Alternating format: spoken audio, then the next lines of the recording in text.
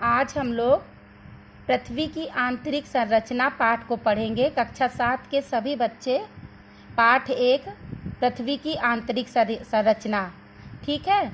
अच्छा, ये बताओ, किसी को ये मालूम है कि हमारी पृथ्वी बनी कैसे? कैसे पृथ्वी आई, कहाँ से आई? किसी को मालूम है? ये जो हमारी पृथ्वी है ये भी सूर्य का एक टुकड़ा है। बहुत वर्ष पहले, लगभग 5 अरब वर्ष पहले हमारे सौर मंडल की उत्पत्ति हुई थी और उसी समय सूर्य का ही एक टुकड़ा पृथ्वी है जो उससे अलग हो गया था। और बहुत अरबों वर्ष के बाद वो धीरे धीरे धीरे ठंडी होती गई, उसके चारों ओर वायुमंडल बना और घनघोर वर्षा के फलस्वरूप धीरे धीरे उसकी ऊपरी परत क्या होती गई, ठंडी होती गई और ठोस होती गई। तो ये जो हमारी पृथ्वी है, जो हमको ऊपर से ठंडी, ठोस और कठोर दिखाई देती है, ये आज भी अंदर से गर्म है। ऊपर से तो ये पानी बरसने के कारण और वायुमंडल के कारण ऊपरी परत तो इस पृथ्वी की क्या हो गई, कठोर हो गई, लेकिन अंदर आज भी वो सूर्य के लावा जैसे जल रही है। उसके अंदर आग की गोला है, वो उसके अंदर गर्म गैस के और धूल के कण भरे हुए हैं और वो कई परतों में, धीरे धीरे कई परतों में बनी हुई है। जो हमारी पृथ्वी है, जैसे हम ऐसे समझ सकते हैं कि अगर हम एक तसले में कंडी जला लें, कंडी को अगर हम जला लें तो क्या होगा, कुछ देर बाद हो गया कि आग जो है ठंडी हो जाएगी और हम सोचेंगे कि आग ठंडी हो गई। और अगर हम उसमें एक सलाई डालते हैं तो वो अंदर से सलाई कैसे निकलेगी, गरम। मतलब ऊपर से देखने में तो हमको कंडी ठंडी लगने लगती है, लेकिन अंदर उसमें अभी भी गर्माहट भरी रहती है। उसी तरह हमारी पृथ्वी ऊपर से देखने में तो ठंडी हो गई है, कठोर हो गई है, ठोस हो गई है, लेकिन अंदर आज भी वो अंदर गर्म गैसों से भरी हुई है, गर्म है अंदर से। तो इस तरह से हमारी पृथ्वी की आंतरिक संरचना है, इसकी तुलना हम प्याज से कर सकते हैं। जैसे आप प्याज को काटते हो तो कई परतें निकलती हैं ना, एक एक परत, उसी तरह से हमारी पृथ्वी की भी कई परतें हैं।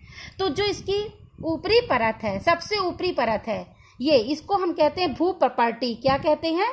भूप्रपर्टी। जिस पे हम रहते हैं, खेती करते हैं, घर बनाते हैं, ये भूप्रपर्टी है। ये कठोर है, ठोस है ना, इस पे ही हम सब लोग रह रहे हैं। तो सबसे ऊपरी लेयर, जो सबसे ऊपरी परत है, उसका नाम है भूप्रपर्टी। देखिए, आप लोग इसको ध्यान से सुन लीजिए, क्योंकि इसके बाद हम क्विज कराएंगे, प्रश्न मंच कराएंगे, क्विज प्रतियोगिता कराएंगे और आपको इन सब से संबंधित क्वेश्चन के आंसर देने पड़ेंगे। तो सबसे ऊपरी परत को क्या कहते हैं? भूप्रपर्टी। और भूप्रपर्टी के नीचे आता है जो 3 लेयर है इसकी, एक भूप्रपर्टी, एक मेंटल और एक क्रोड, 3 है। तो भूप्रपर्टी जो है सबसे ऊपरी लेयर है। दूसरी लेयर जो है मेंटल है। मेंटल की जो लेयर है, मेंटल की जो परत है, वो 2 भागों में बांटी गई है, ऊपरी मेंटल और निचला मेंटल। ऊपरी मेंटल और निचला मेंटल, ठीक है। मतलब मेंटल की जो परत है वो 2, उसका ऊपर का भाग को ऊपरी मेंटल कहते हैं और नीचे के भाग को निचला मेंटल। और सबसे बीच में जो हिस्सा आता है, जो हमको येलो कलर का दिख रहा है, जो आज भी सूर्य की रोशनी की तरह, सूर्य की तरह गर्म है और ये दहकता हुआ अंगारा है, ये इसका क्रोड कहते हैं। इसके भी 2 लेयर है, एक आंतरिक क्रोड जो बहुत ही ज्यादा गर्म है और एक बाह्य क्रोड जो उससे थोड़ा सा कम है।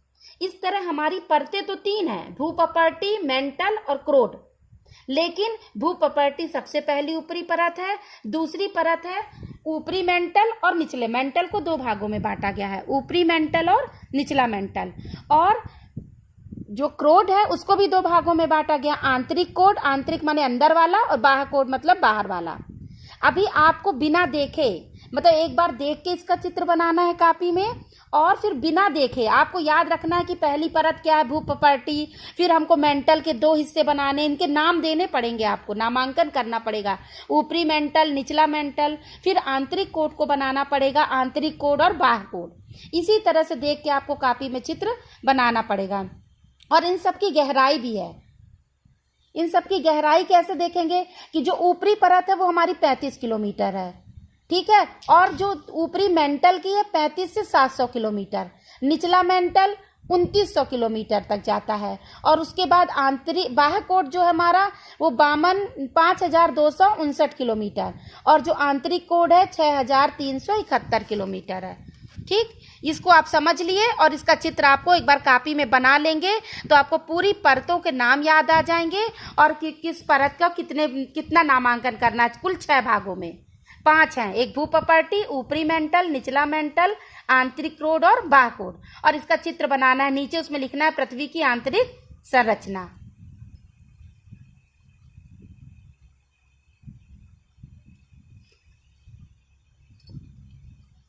अब हम दूसरे पेज में आते हैं। एक पेज हो गया हमारा, दूसरे पेज में आते हैं कि अब हमारी पृथ्वी की ये तीनों परतों में किसको क्या और नाम से जाना जाता है, इनके बारे में थोड़ा डिटेल जानकारी लेते हैं। तो हमारी पृथ्वी अंदर से कितनी परतों में विभाजित है?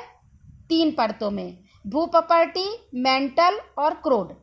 जो भूपपर्टी होती है उसको पृथ्वी की सबसे ऊपरी परत को क्या कहते हैं? भूपपर्टी। अभी हम यही सब क्वेश्चन पूछेंगे, इसलिए आप लोगों को ध्यान से सुनना है। तो पृथ्वी की सबसे ऊपरी परत को कहते हैं भूपपर्टी और यह पृथ्वी की सबसे पतली लेकिन ठोस परत है। ये ठोस है, कठोर है, क्योंकि ये पानी के गिरने से ये सतह उसकी क्या हो गई है? ठंडी हो गई है।